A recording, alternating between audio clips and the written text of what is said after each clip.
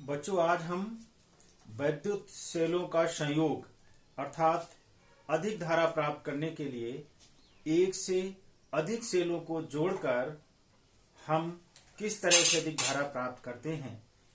तो हम अधिक धारा प्राप्त करने के लिए सेलों को तीन तरीके से जोड़ सकते हैं। पहला है श्रेणी क्रम, दूसरा है समांतर क्रम और तीसरा है मिश्रित क्रम। उसमें पहला है श्रेणी क्रम। श्रेणी क्रम में हम सेलों को कैसे जोड़ते हैं? सभी सेलों को क्रमशः पहले सेल के धन प्लेट से दूसरे सेल की ऋण प्लेट, दूसरे की धन से तीसरे की ऋण प्लेट, इसी तरह से क्रमशः जोड़ते चले जाते हैं। तो ये सेलों का श्रेणी क्रम कहलाता है। हम मान लेते हैं, माना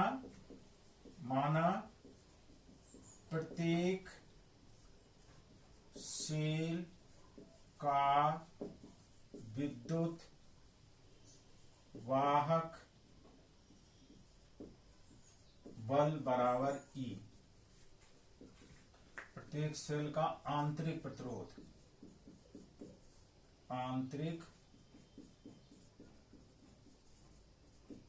बराबर R।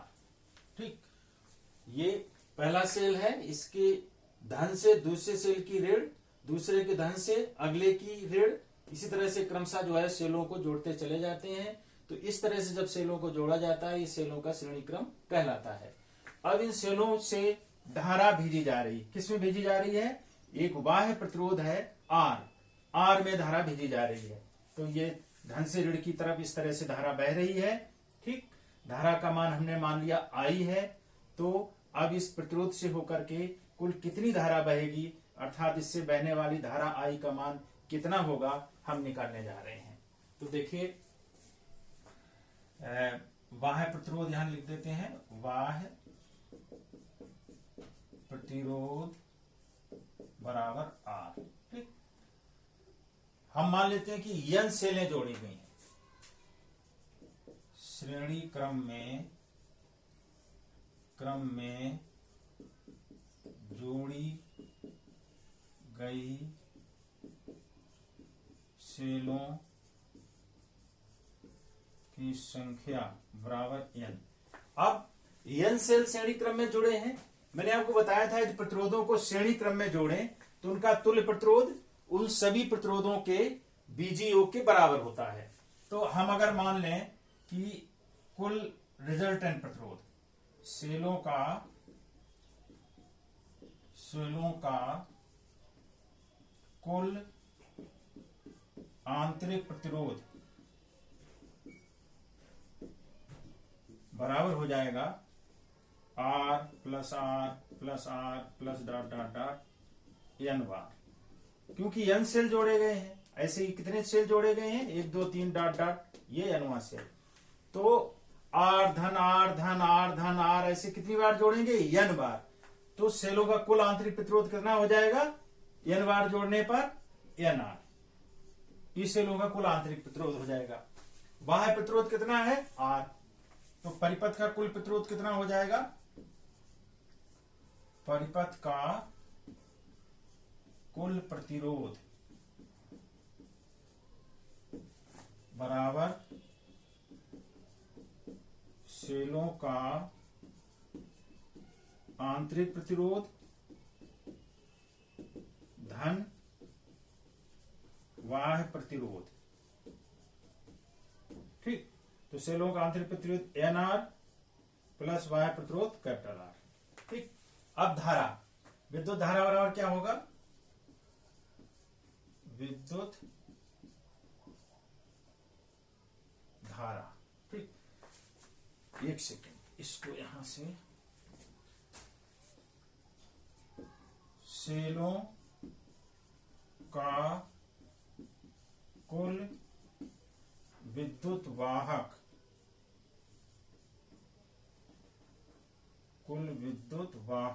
बल।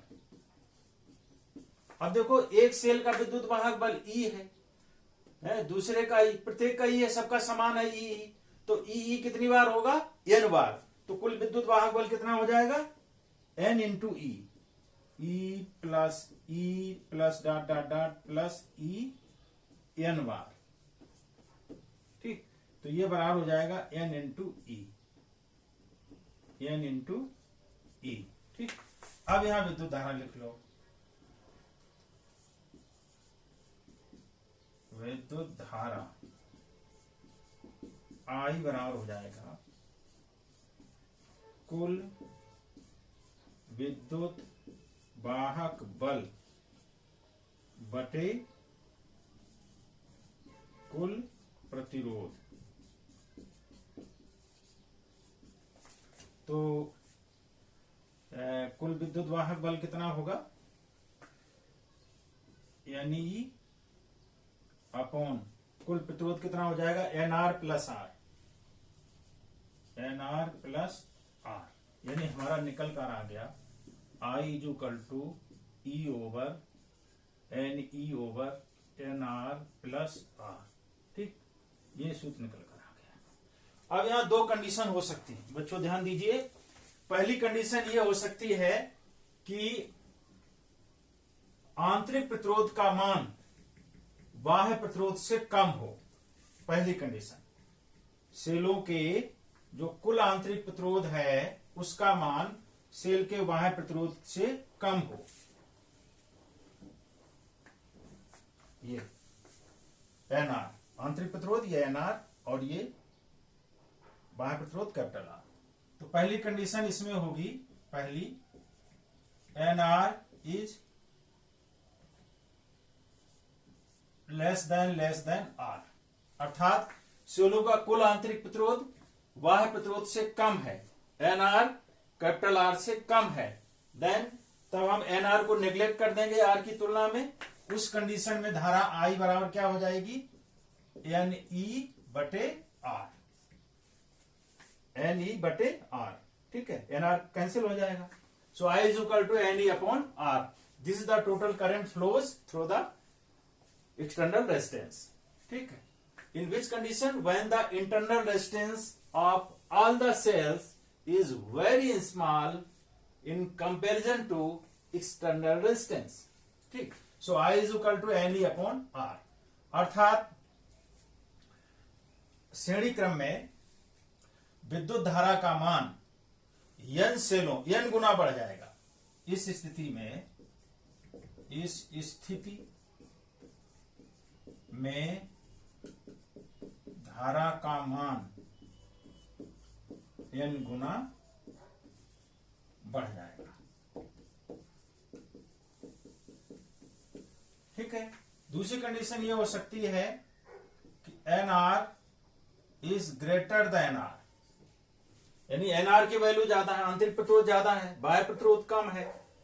तो यहां पर आर निगलेक्ट हो जाएगा, एन आर रहेगा, तो हमारा आई बराबर आ जाएगा एन ई बटे N R, N N cancel, तो आई बराबर हो जाएगा ई बटे आर, अर्थात धारा एक सेल के बराबर होगी, के बराबर होगी। ठीक, तो ध्यान देने की बात यह है कि अगर हमने सेलों को श्रेणी क्रम में जोड़ा है, ठीक, तो हमें अधिकतम धारा प्राप्त होगी जबकि सेलों का आंतरिक प्रतिरोध कम है, तो हमें n गुनी धारा बढ़ जाएगी। जितने आप सेल, अगर 2 सेल जोड़ दिए तो दुगनी हो जाएगी, 3 जोड़ देंगे n बराबर 3 तो तिगुनी हो जाएगी। जितने सेल बढ़ाते जाएंगे धारा का मान बढ़ता जाएगा, लेकिन कब, शर्त याद रखिएगा, जबकि सेलों का आंतरिक प्रतिरोध बाह्य प्रतिरोध से कम है। और अगर सेलों का आंतरिक प्रतिरोध अधिक है बाह्य प्रतिरोध से, तो फिर श्रेणी क्रम में जोड़ने से कोई फायदा नहीं होगा। आंतरिक प्रतिरोध अधिक होगा तो धारा कितनी मिलेगी, एक सेल के बराबर, एक सेल की धारा के बराबर। तो ध्यान रखिएगा, श्रेणी क्रम संयोजन हम कब अपनाते हैं, जबकि सेलों का आंतरिक प्रतिरोध कम होता है तो हमें अधिक धारा प्राप्त होती है।